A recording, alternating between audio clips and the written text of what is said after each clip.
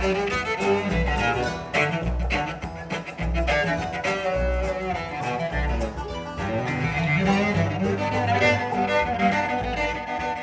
Edgar. Hello, Mike. Very nice to sit with you Great here. to sit with you. We are here at RockyGrass 2016.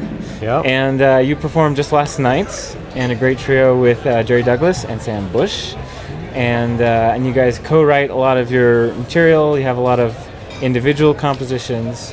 I guess maybe that's a good place to start. Like, what are the kinds of things that you're up to nowadays that are really exciting you?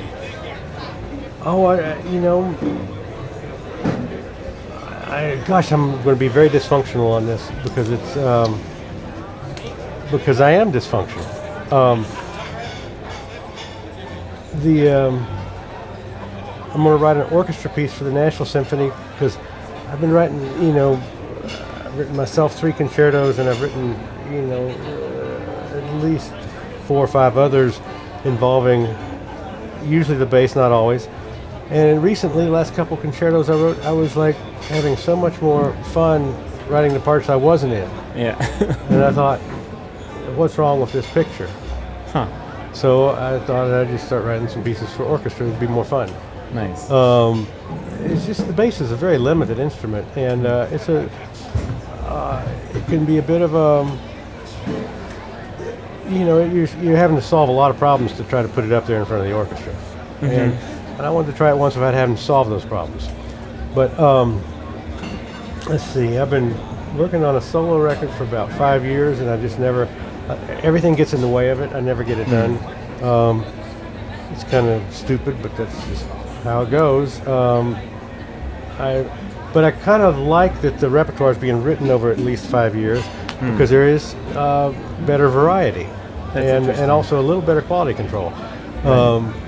I don't think I'm going to end up with too much junk on there, and just given the amount of time. And need to do a classical short pieces record, which I've also just been delaying for 15 years.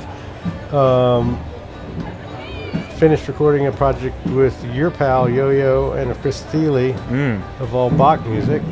Very nice. Can't wait to hear that. I hope it's okay. It should be good. What am I doing? I just went and played a couple dual concerts with my son George, who plays violin, which was beautiful, really wonderful. Doing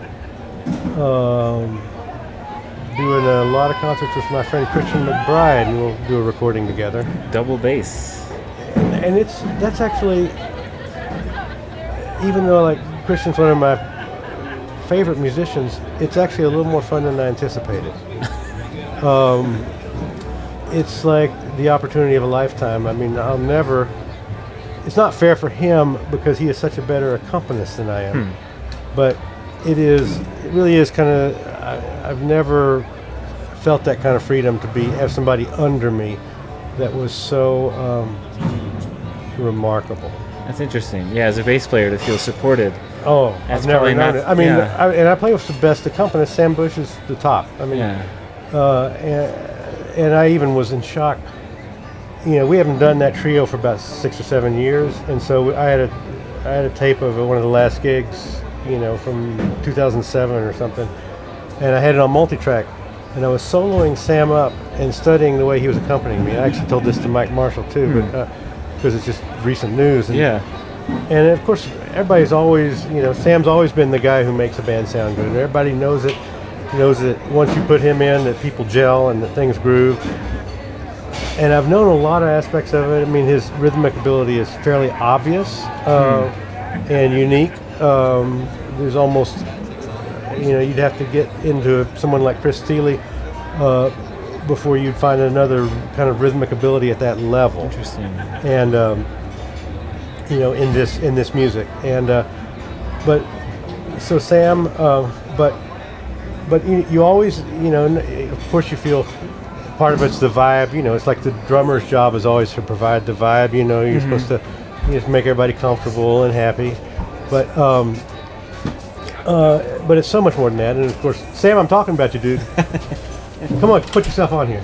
And of all the people he's talked about, I bet I'm the most recent. Okay, gotta go. We're gonna play a little bit. All right. No, I really gotta go. I need to hurry up. I'm out of here. Gotta go. Really. As you've noticed, I haven't evacuated yet.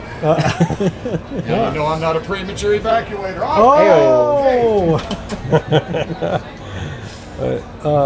So I would solo his track when he was accompanying me, and some of the things you expect. You know, I mean, the time is amazing, and of course the sound of what he does, and also the layering rhythmically. You know, he does a kind of a small drum kit on the mandolin.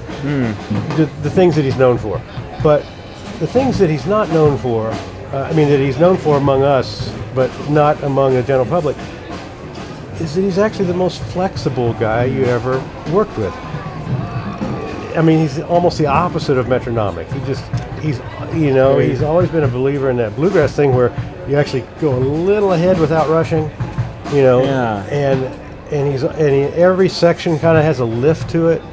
You know, nothing's on the clock like that, you know. I mean, the kids today play much more metronomically and with none of the kind of constant variety that he has in his pulse. But what fascinated me on this last listen, and all of these are just, you know, drops in the bucket, because this is a big rhythmic ability. But when he was accompanying me, and if I needed a frame, I had a frame, you know, and he could feel what I needed, you know. And then if I was really taking a strong lead and really charging, sometimes he'd actually back off, and it was fascinating. He almost stopped playing a couple times, and it was just simply letting me go. He could tell that I was confident and ready to take it over, and so he would follow, and what he and Jerry both can do is just follow that thread, that essence, and they no presumptions where it's going. They can just follow it and ride that, and I just had never known. I didn't actually know it. Like sometimes when I would like play certain things, he was almost dropping out. It just always felt good. Yeah. And then I was like, wow. You know, because you think this is the most solid guy in the world, the most solid. You know, it's like Christian McBride's that way too. Most solid. I mean, this is who you want accompanying you. This shit you can't. You know, it's not gonna. It makes people play their very best. People playing with Sam always sound better than they really sound. Same with Christian. You know, it's. But I was fascinated to learn just another aspect of that with Sam. It is fascinating.